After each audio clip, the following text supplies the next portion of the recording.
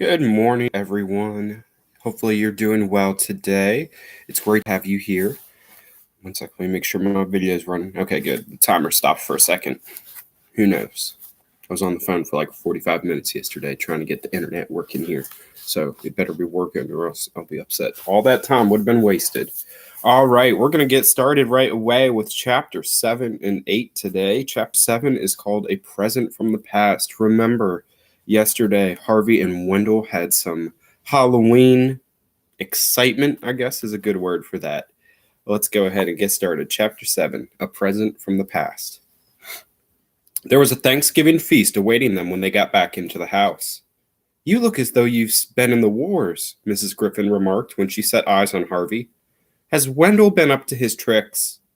Harvey admitted that he'd fallen for all of them, but there was one that impressed him in particular. "What was that?" Wendell said with a grin. "The falling ladder. That was a clever touch, wasn't it?"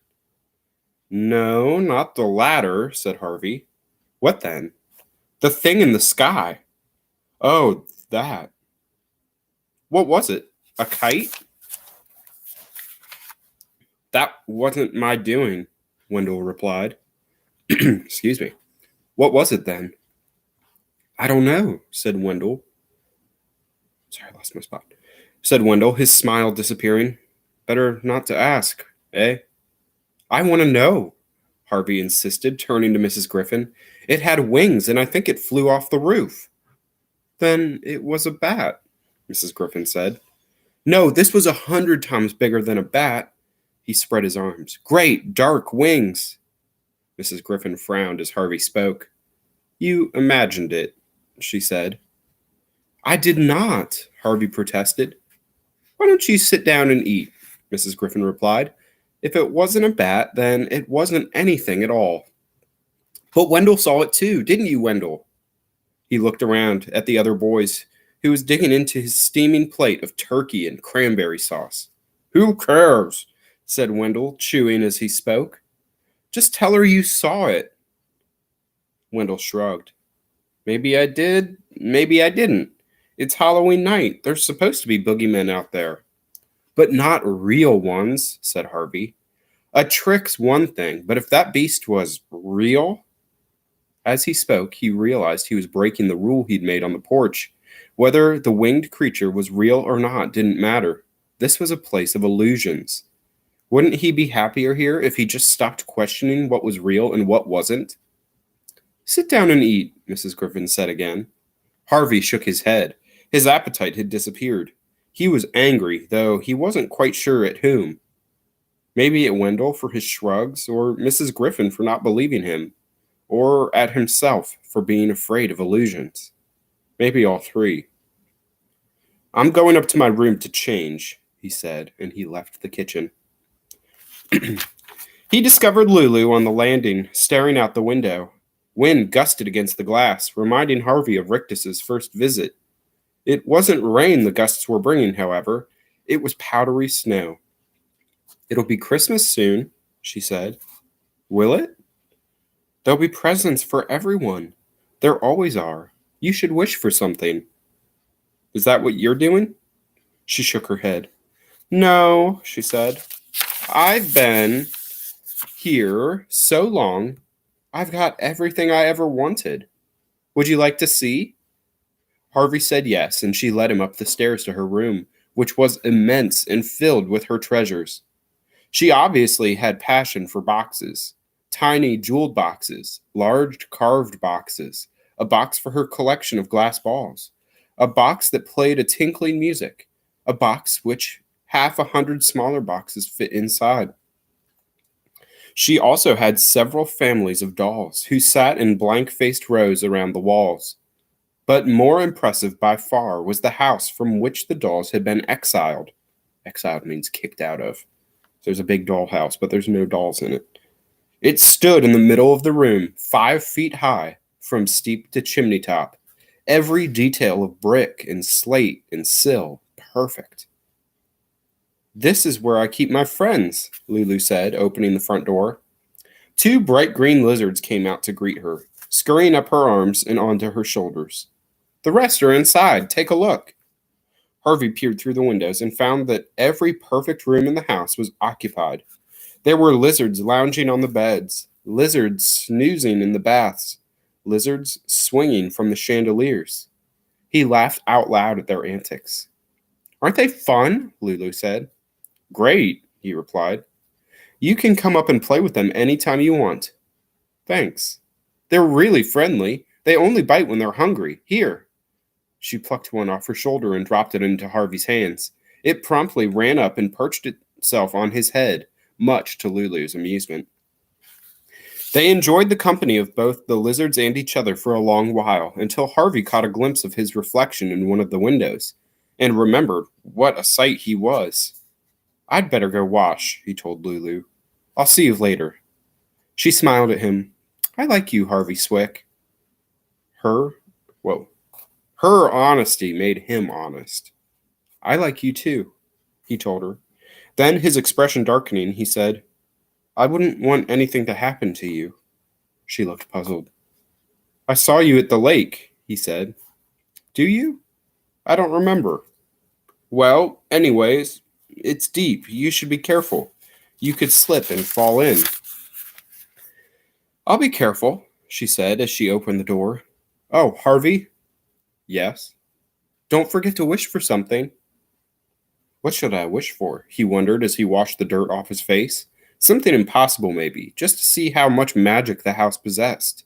A white tiger, perhaps. A full-size zeppelin. A ticket to the moon? The answer came from the depths of his memory. He'd wished for a present he'd been given and lost a long time ago.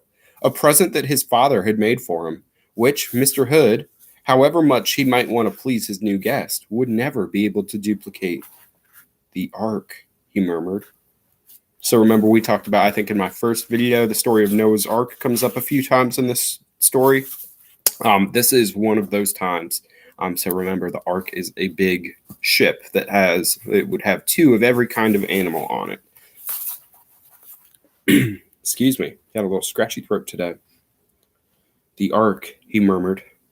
With his face washed and the scratches he'd got from the thorns in the thicket worn like war wounds, he headed back downstairs to find that once again the house had performed an extraordinary transformation.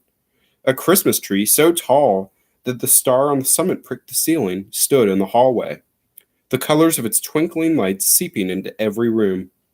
There was a smell of chocolate in the air, and the sound of carols being sung in the living room. Mrs. Griffin was sitting beside a roaring fire with Stu Cat purring on her lap. "Wendell's gone outside," she told Harvey. "There's a scarf and gloves for you by the front door." Harvey went out onto the porch. The wind was icy, but it was already clearing the snow clouds, leaving the stars to shine down on the perfect white carpet. Not quite perfect. A trail of tracks led down from the house to a spot where Wendell was building a snowman. "Coming out?" he hollered to Harvey, his voice as clear as the bells that were ringing through the crisp air. Harvey shook his head. He was so tired, even the snow looked uncomfortable. "Maybe tomorrow," he said. "It'll be back tomorrow, won't it?" "Of course," Wendell yelled. "And the night after, and the night after." Harvey went back inside to look at the Christmas tree. Its branches were hung with strings of popcorn and cranberries, with colored lights and bulbs, and soldiers in gleaming silver uniforms. "There's something under there for you," Mrs. Griffin said, standing in the living room door. "I hope it's what you want, sweet." Harvey knelt down and pulled the package with his name out from under the tree. His pulse quickened before he even opened it, because he knew from its shape and from the way it rattled that his wish had been answered. He pulled at the string, remembering as he did so how much littler his hands had been the first time he'd held this gift. The paper tore and fell away, and there, shiny and new, was a painted wooden ark. It was a perfect copy of the one his father had made. The same yellow hull, the same orange prow, the same wheelhouse with holes in its red roof for the giraffes to poke their heads through. The same lead animals, all in pairs, snug in the hold, or peering through the portholes. 2 dogs, 2 elephants, 2 camels, 2 doves, all these and a dozen more. And finally, The same little Noah with his square white beard and his fat wife, complete with an apron. How did he know? Harvey murmured. He hadn't intended his question to be heard, much less answered, but Mrs. Griffin said, Mr. Hood knows every dream in your head. But this is perfect, Harvey said in amazement. Look, my dad ran out of blue paint when he was finishing the elephants. So one of them has blue eyes and the other has green eyes. It's the same. It's exactly the same. Does it please you then? She asked. Harvey said it did, but that wasn't entirely the truth. It was eerie to have the ark back in his hands, when he knew the real one had been lost, as though time had been turned on its heels, and he was a little kid again. He heard Wendell stomping the snow off his feet at the front door and was suddenly embarrassed to have such a childish present in his hands.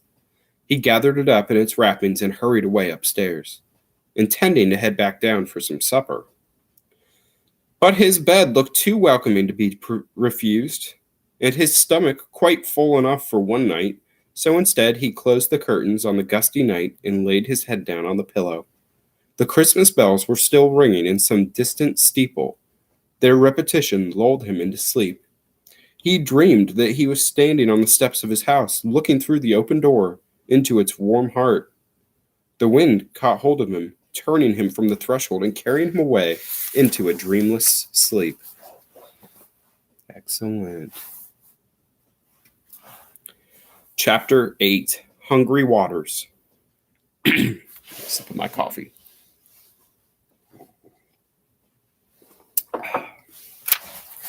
Hungry Waters. That first day at the holiday house, with all its seasons and spectacles, set a pattern for the many that would follow.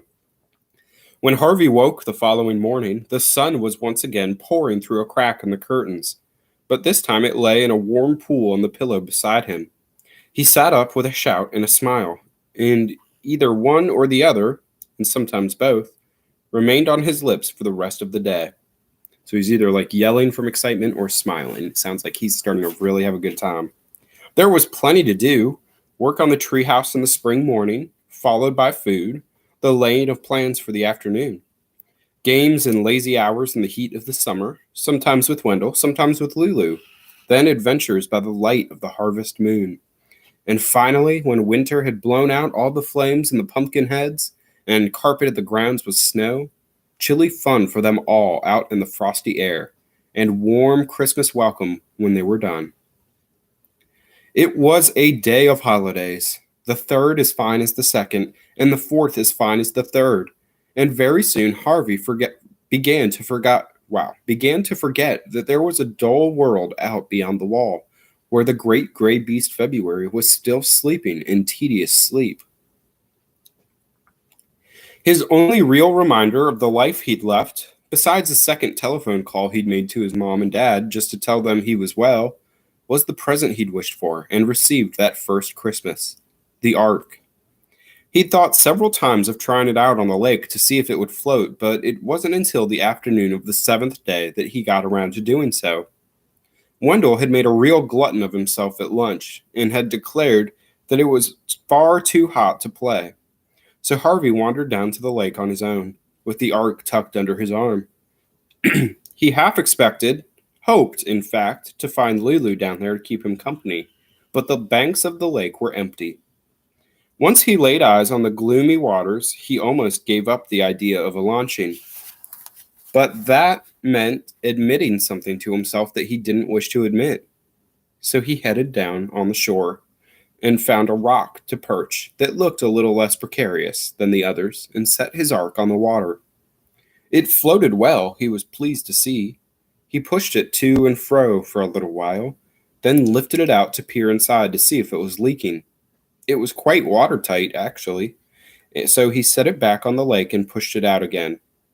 As he did so, he caught sight of a fish rising from the bottom of the lake, its mouth wide open, as if it intended to swallow his little ship whole.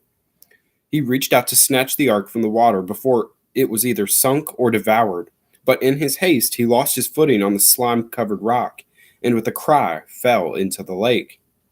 The water was icy cold and eager. It quickly closed over his head.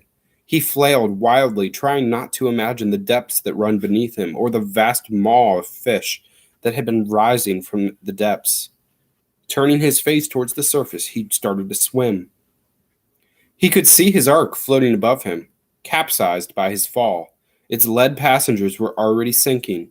He didn't try to save them, but surfaced, gasping for breath, and paddled towards the shore. It wasn't much of a distance. In less than a minute, he was hauling himself up onto the rocks and scrambling away from the bank, water pouring from his sleeves and trousers and shoes. Only when his feet were clear of the lake and no hungry fish could snap at his toes did he drop down on the ground. Though it was midsummer and the sun was blazing somewhere overhead, the air around the lake was cold, and he soon began to shiver. Before he made his way out into the sun, however, he looked for some sign of the ark. The spot where it had sunk was marked by a forlorn flotilla of wreckage, all of which would soon join the rest of the ark at the bottom. Of the fish that had seemed so eager to devour him, there was no sign. Perhaps it had swum down into the depths to chew on the drowned animals. If so, Harvey hoped it choked on its dinner. He'd lost plenty of toys before. He'd had a brand new bicycle, his prized possession, stolen from the step of his house 2 birthdays ago. But this loss upset him much more. In fact, the idea that the lake now had something he'd owned was somehow worse than a thief running off with his bike. A thief was warm flesh and blood. The lake was not. His possessions had gone into a nightmare place, full of monstrous things, and he felt as though a little part of himself had gone down with it, down to the dark. He walked away from the lake without looking back, but the breeze that came to warm his face when he broke through the thicket, and the sound of the birds pleased his ear, could not keep his mind from the thought that he'd tried to ignore when he'd gone down to the water. Despite all entertainments that the holiday house supplied eagerly, it was a haunted place. And however hard he tried to ignore its doubts and suppress its questions, they could be ignored and suppressed no longer. Whoever, or whatever that haunter was, Harvey could not be happy now until he'd seen his face and knew his nature. And that's where we're going to stop for today. I hope you enjoyed. Make sure you are keeping up with the videos. I guess if you're watching this one, you are. If you are watching, thank you for being on task, getting your work done. I hope you are enjoying this story. It is starting to take off a little bit. It's going to start getting even more exciting every day we read. Have a fantastic rest of your day, 5th graders. I will see you back tomorrow online. See ya.